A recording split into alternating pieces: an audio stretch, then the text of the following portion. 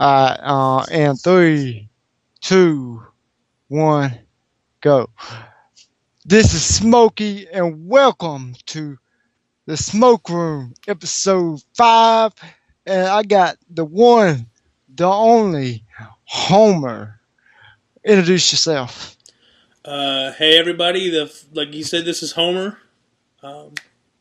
That's pretty much it. But most people don't know. If they don't know who Homer is, he's the owner of the CAW eichorn. Most people call him Acorn. But I call him Eichorn because I know his actual name because I've known him before he was actually called Superstar. So that's his name. This is correct. But what I want to ask you first is what inspired you to get into CAW? Like, you know, I've known you before you got into CAW, as I said, but what inspired you to come into the internet CAW world? Like to get into it, like I guess I could answer it as two parts. One as a viewer and one as a participant. But like many other people, what got me interested in watching CAW as a whole was SMF. I found it sometime in 2008, and pretty much became obsessed early on, and I kind of went from there to the SMF forums, and then probably 2009 is when I really broke out as a noticeable member of that forum, and so that's where that all started.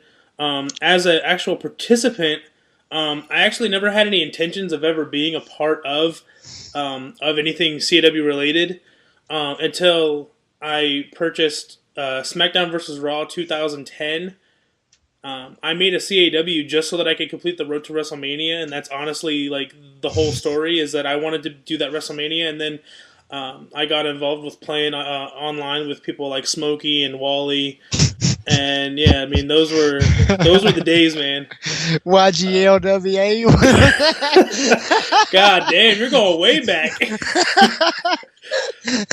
But so we would play out, like we would do matches online all the time. We you know, I had the guy that I made, and so I pretty much just established that was me, and then from there I think I went from there to being a part of DCO, I think it was, but no, Damage Age. That's the first group. It was with Damage Wally. Gauge, and and I was in DCO, which was a short-lived developmental for WEDF, but that's pretty much the whole story. There is that, you know, I really had no intention of being a part of CAW, and now I've gone from being just a random spectator to now like I own my own. Like, I mean, even with the Joke League, I do own my own league. What is it called? Danny Jackpot Wrestling? Danny Jackpot Wrestling, yeah. I mean, from the name to everything about it, it's, you know, it's not something that's been taken seriously, but it's still just to be for fun, though. Right, yeah, and I think that's how everybody should take it, but like it truly is. I mean, it's probably the most ridiculous thing you'll ever see. Yeah. To give you a short example, the world champion in DJW is actually Michael Cole in all black attire. And that's the world champion of DJW, so. Yeah, it's all about fun, though. And I gotta admit, I'm gonna personally apologize to you in the public forum. You see me, I'm online and everything else. It's all straight. We had our problems in the past. I just want to let you know that's all in the past. Right, of course. You know, I respect you, and everybody has their problems. We all speak our mind. That's what internet's about. Yeah, I mean, obviously, I think me doing this and speaking to you would show people that, like, I think that we've kind of put all that in the past. But yeah, I mean, I definitely want to apologize for everything that I did as well. I mean, it was a lot of things were said, but I mean, I think, you know, being able to speak to each other shows that we're both, you know, grown men that can, you know. Yeah, we're above everything else. Right. We just don't matter. It's all about having fun and putting CAW back into being fun again. Exactly. It ain't about the seriousness. That's what in my opinion, that's what made us CAW up in the first place, you know. Yeah. Because everything became so serious with SMF and ICCW and some CAWful versus SMF forums and this and that and the other. It just became too political. That was my main problem in the past. Yeah, I feel you. I couldn't come to grips with that reality. That was my main problem. Right. Yeah, but I'm gonna move on to the next question. Okay. To soften the mood up a little. All right. All right. What are you ever since you've been involved in call? You always say SML's one of your main reasons you got in there. But what is your top 5 colleagues that you like, and what? I'm gonna start off with that. What is your top 5 leagues you like now? Um, Or if you were to ask me today, I don't even know if I watch 5 leagues. I guess I'll see if I even watch 5 leagues. I'm not going to put them in any particular order. Most like pretty much. And I mean, I don't want to be this guy, but I watch a lot of things that I myself am involved in. But that's not all I watch. I think up there would be WEDF. I've been watching him for several years. I mean, way before I got involved with it. yeah, Also,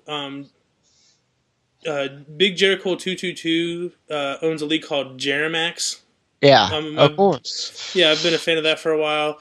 I even though it's been around for a while, I did recently get into new WWE. Burbs League. Right, Burbs League, which is it's actually entertaining. It's if you want a league that is like updated frequently, and I mean if you're impatient, then this is definitely the league for you. I will give a shout out to one league that hasn't produced shows in over I think it's been over a year or so, but I will still shout them out. FSCW with Dracon Oh Smith. yeah, that's a good league. Even when he was producing shows, it was definitely one of the best shows. And honestly, I don't think I watch anything else. I will shout out Josh's league, New TNA. Yeah. OCJX21, I think, is the channel, but and so I guess those are the 5 that I'll put in that top 5. Yeah. I forgot about NAW. So I guess NAW as well. Yeah, and that's written by Sprotter now. It's Spriter is the booker, but the owner is Dan Jackpot. But Danny still owns it, so yeah. But Steven, I just want to give him credit for it since he writing the shows. So I'm just trying to do the right thing. Hey, I understand. Go ahead, do your thing. Yeah. Well, I want to give credit to this new league called Battle Pro by Leon. Most of y'all know him by Leon Styles. Okay. You know him. I do. But if anybody ever wants to check out his show, he got his first CPV out called The Crowning. And from what I saw of it, it's pretty good. I watched him grow as a commentator since he was very small in the Call League universe. So he got a good show going on. I expect everybody to go check out his channel or the CPV, whatever. Of course, WDF. I've been watching that ever since he first came out. Yeah. You know that, homie. It's like, I think we might be dating ourselves a bit, but it's like I was watching him on the PS2. I mean, that's how long I've been watching his stuff. So shit, we've been into WDF since whenever. Right, exactly. Yeah, he does some good stuff, and got some good writers. But I think Josh and I know Josh writes Raw now with WDF and Zach. I can't remember his last name. Zach Shore. Yeah, that's it. Whatever. But he writes SmackDown. But I just want to give them the proper credit for the show. They do a good job. They put good job in our characters. Of course, they brought me back, so I'm good. Keeping it real. Oh yeah, but yeah. Okay, Homer. Important question. What do you expect in your career in call?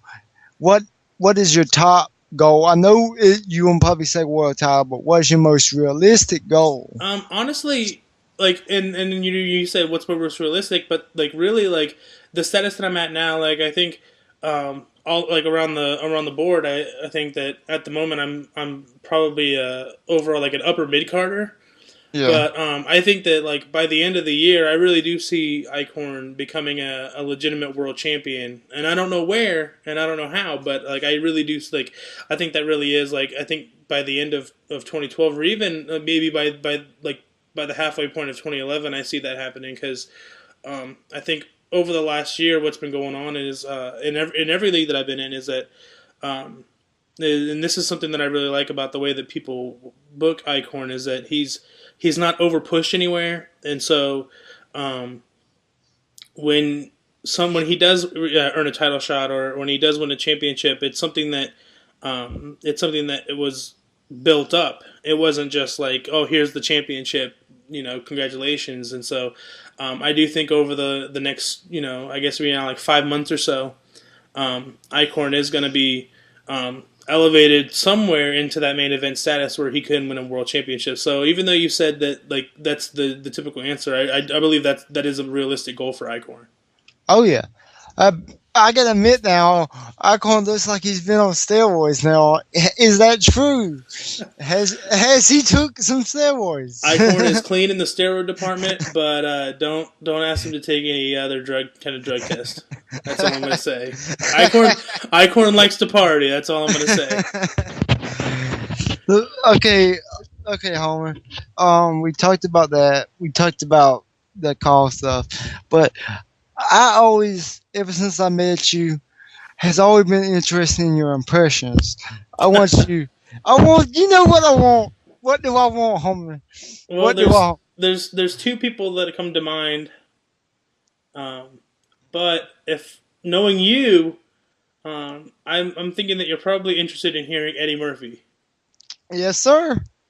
So you want me to do my Eddie Murphy impression right here? Let's go. All right. Me and Smokey and Eddie Murphy's talking right now. All right. So go ahead and ask Eddie Murphy a couple questions. Okay. Eddie Murphy, what you doing? Hey man, well can't you see me? I'm trying to watch some TV, man. You need to stop bothering me. I'm trying to look, man. I'm sitting here. I'm on the computer trying to watch stuff, and I'm trying to watch TV, man. You keep bothering me, man. Well, man, I gotta tell you, man, you upset me. We ain't talked in a while. You over there sitting down watching TV. You ain't putting out no movies. You ain't putting out shit. What the hell are you doing? Well, hey, man, I'm just trying to look, man. It takes the right script. That's what I'm saying. Like, you gotta have that formula, man. You gotta have the right script. You gotta have the right director, man. Every time these directors come to me, it's like, hey, man, why don't you be in the Mansion 2? And I say, man, I'm not gonna be no more Disney movies. Man, I'll tell you what, I be hustling out there ever since I got knocked down. I be pushing myself back to the top just like I just did in WEDF. I pushed myself back down from ECCW to SmackDown, so I expect your ass to get back to the top of the acting role. How do you feel about that? Well, man, the fact that you think that I'm not the top still, man, that makes me a little upset, man. I'm gonna try to get up there just as fast as I got up, just as fast as I apparently fell down, man. But look, man, the 80s might have been my decade, the 90s a little bit, but listen, 2012 is my year, man, to do something big, man. That's what I'm trying to tell you. Well, I got to feel you on that, bro. Oh man, that was ridiculous, but good times. But hey, you know what? It's all in good fun. That's just the unpredictableness of our interview. There you go. I mean, yeah. I honestly thought I should have known that you were going to ask me to do that, but I didn't come to mind. So you gotta think I just came to you on the whim and said, let's do an interview. That's true. Okay. What? My next question is, what on WWE TNA? You know, my usual questions I usually ask. Okay. What do you think WWE is doing right, and what is they doing wrong? I think one of the things they're doing right, and maybe not necessarily with the people that I would want them to do it with, but lately they've been really pushing a lot of the young talent, and I think that that's great because that's something that everybody always wants to see. Is they want to see new faces, fresh faces, and when right now you see people like. In terms of like some of the new bigger names, I mean, of course, Dolph Ziggler, who is in a main event title match, tonight because it is Sunday. Yeah, it is. You have Wade Barrett, who's up there. Cody Rhodes has been Cody Rhodes is one of those new names that is going to be somebody big. And I think that's the thing that I like to see the most is the new talent really getting to shine. In a position that they really deserve. So that's, I think, my favorite thing that I see out of WWE. Yeah, I kind of see that they should have. I like the storyline that they're going with Mass Kane. Because I've been waiting for you gotta admit, Homer. Okay. We've been waiting for a long time for Mass King to come back. How long we been waiting for that? How long ever since he hold that Rey Mysterio mask in his hand? We thought it was gonna be. Oh yeah. That was. No, I feel you. Yeah, but it's I gotta admit, John, the John Cena Mask King storyline about the rise above hate, or the hate, hate above the whatever. It's pretty good storyline, and I think it's a good storyline for Cena and Kane. I'm kind of hoping that it leans towards Cena turning heel in time for the Rock versus Cena match. So they actually build it up because both of them right now is mostly face, Rock and Cena. Right. So and my only gripe on that is that I mean, this aside from the fact that I am a Cena fan and that I'm pulling for Cena to win that match. I guess it's hard for me to look at Cena and think of him as a credible heel. Yeah. But I mean, if they can, I mean, I guess anything can happen. So I mean, I'm keeping an open mind, but at the same time, I know what I would like to see, but Yeah, it's kind of difficult to put what everybody else wants to see into one show. But that I gotta admit though, that last show when he showed his mean face, Cena did his evil face, it was kind of creepy because he didn't do it right. I don't know. It's like he was taking his shit. Right. I mean, it wasn't like I was actually talking to somebody else about this, but it's like it wasn't natural for him to make that face, and so it's like what the fuck? Yeah. It was like usually he would make it like a gangster face, like yeah. Right. Yeah. But it was just like a different face. But whatever works, My next question is for WWE. It's gonna be the same kind of question, WWE. Okay. For right now, we're gonna move to TNA in a minute. I'm just continuing the conversation. But what do you think about the return of Jericho, and what do you think about his storyline? What do you think he's gonna be about? Well, I mean, I'm a huge fan of Jericho, and of course, I'm always happy to see him come back. I know a lot of people have mixed feelings about what he's been doing in terms of the. I mean, he really didn't speak for like 3 or 4 weeks. I honestly thought that was hilarious. Like, obviously, I would have loved to see him come back and just talk, but I think, it was, he said so much without saying anything, and nobody else really is capable of doing that. But that's why Jericho is who he is. In terms of what he's going to do, I think I speak for a lot of people when I believe that he's going to have some sort of feud with CM Punk. I know a lot of people are predicting that he is going to win the Rumble in being Jericho, but I personally think that what he's going to do is instead of winning the Rumble to face Punk at Mania, I think he's going to screw Punk out of the title. Maybe not at the Rumble, but I think before Mania he's going to screw Punk out of the title, which is going to more or less force Punk to accept a match with Jericho, and that's how that's going to really ignite. I don't know, man. I actually kind of agree with that segment, but I think that Jericho has a little bit to do with his Laurinaitis story than what people think. But that's just me. I think he's gonna get in tonight, and the show's tonight, right? Yeah. Yeah, but I think it's gonna be the night he shows his true form. Right. Well, I mean. You go back to the last Raw, and he finally spoke on the last Raw, and he said something about the Rumble being the beginning of the end or something like that, and maybe that's what he's talking about. I mean, it's hard to say, but... Yeah, but that's just speculation of WWE. Right, yeah. I think that, I think for me, the Rumble is my favorite pay-per-view, but I think it's because it truly is the most unpredictable pay-per-view. I think this year it's really hard to tell... who's going to win the Rumble or any of that. Especially with everybody in it. Yeah. So it's kind of, you don't know if somebody's going to show back up or is just going to show back up, or I ain't really heard no reports of that, so I can't confirm it. So I can't really say that. Right. But yeah, Okay, I'm gonna stop on the real wrestling bit, and go back to the call. Okay. I then asked you about the top 5 call leagues. What are your top 5 worst leagues you ever saw in call you ever witnessed? That is a good one because I have seen a lot of terrible leagues. Um, Now I know that you're in this one, but I do have to say that up there, CCL. I'm not really a big fan of that league. I think they do a couple things right, and I'll give them credit. But I think they just along with some of the details, I think they miss out on, and sometimes there's just like I know that they had one video at one point in a show. Again, I can't give you details because I'm not really a viewer of CCL, but there was one where like it was a screenshot, and it was just a complete. It was just a show that was a complete mess. And one video was a 10-minute long video, and all it had was like a screenshot of a match where you were supposed to see a match. So, I mean, overall, I think that there's a lot of room for improvement. I guess would be the polite way of saying that.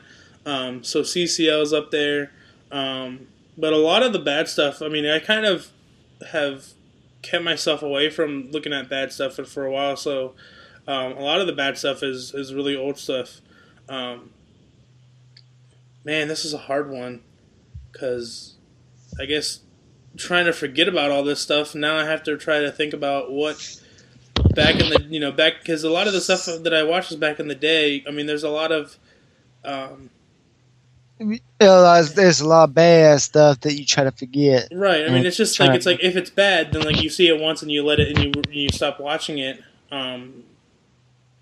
I mean, I'm one of those people that like, and I know, I mean, and this is a controversial thing, I guess, but I'm one of those people that kind of broke away from SMF in its last. Let me help you out. Let me help you out, bro. Go ahead. Let me help you out. What do you think about CAW? SCAW, not a fan. Yeah.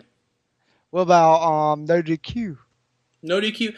Honestly, I never watched No DQ. I was never a person that got into it. I know there's a channel that archives it, so maybe one day I'll look back. But I never really was a viewer of No DQ. And now that you started mentioning stuff like that, I can off of memory I could tell you that ACWL. Oh, I'm not. Go ahead. That's hit up. I'm going there. So yeah, but ACWL was definitely, one of the worst ones in my mind. But yeah, SCAW, definitely goes up there. But yeah, what else? RCW. What's that? RCW. No controversy, no nothing around it. Nobody's gonna be mad about it. Right. I'm just. Is this this is Duke's League, right? Yeah. It's starting to come back out. So. Okay, yeah, but I haven't gotten a chance to see any of that if anything's been produced. So yeah, but I'm just talking about right. But from what I remember, I mean, I wouldn't put it in the worst, but I mean, it was okay. For me, it was just okay, but I wouldn't put it in the worst. Yeah. I think the main thing was in RCW was just stupid shit, political shit. Yeah. We won't get into none of that, but we can. But it don't really matter because it's the past. But right. I'm man enough to say, it was kind of my fault that the whole RCW thing was my idea to get you and Ocean Jacks into it. So I own up to it. That was my fault. Yeah, I mean, things happen, and I mean, at this point, all we can do is really look back and laugh. Yeah, pretty much. So, cause we all stupid. Right? Yeah, everybody does stupid things. It's it's what you learn from them that define who you are. So. Yeah, exactly. You know how I am. I rise above everything. Right. I never stopped trying to make friends. So I can't have nobody hate me. So for long. I guess the difference between you and me is that I just don't care. Yeah, but So I, as a person, have to have my haters hate me at the same time, but love me at the same time. right. So that's what the best thing about me is, though. That's the reason you're on this interview. Well, I think a lot of people are going to be surprised that we're talking because we talk about the past, everything that happened, and Yeah, that reminds me of my next question. okay, Okay, I want to get deep into this now. okay. We want me nothing serious. We want me nothing. What do you think about the past years from 2008 and now? What is the differences between then and now? With Everything like all the drama going on with Ram Hat and all them trolls that trying to take down channels and everything between there because we never each other. I think I guess for me the big difference is kind of just the perspective of where I'm seeing things because like back in 2008 when I was watching this stuff and seeing everything, I mean, I know 2009 was a rough year because of anybody that was around in 2009 remembers the whole General Dingoes nonsense and all that, but it's like the difference is like when you're a spectator it's hard for you to see that kind of stuff and understand why, but I think I've been knowing the people that I know now, and I guess it's hard for me to say that I'm at any kind of status, but being who I am, I guess, it just kind of puts a lot of things in. I mean, it's just like the perspective of how you see things. It's things I don't think have really changed in terms of the way people act. Maybe I guess people have gotten a little bit older, but I think one of the, I guess, I don't know. That's a really big question.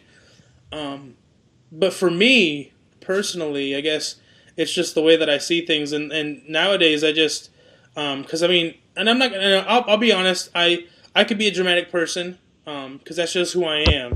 Go ahead. I wear my feelings on my sleeve. And so if something upsets me, then people are going to know about it.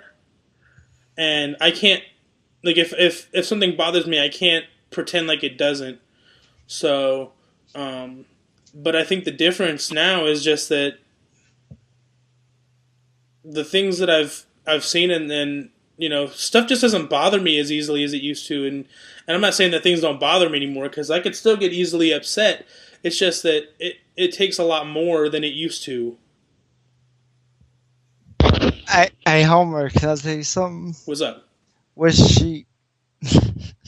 What's that? The sheep. Sheep. You don't remember the sheep? Me and Cal would be bugging you. We get high as hell, and we'd be talking to you. Be like, the sheep is coming. The sheep is coming. God damn it! It's possible. But to be honest, you two were always high and bothering me. Ah, damn. Those were the good old days, though. We would joke around and everything else. I miss that. I will be honest with this since we're being real. Out of everything that I've kind of let go, I guess the whole Cowbrook stuff is probably like the one thing that I still kind of harbor. I mean that's something that I choose to harbor, so it's not like I can't let it go. It's like I guess I just it's to a point now like it's been so long that I just kind of like I just don't want to be friends with him. Yeah, but it's kind of tough for me too because he's like one of my best friends on here. Right.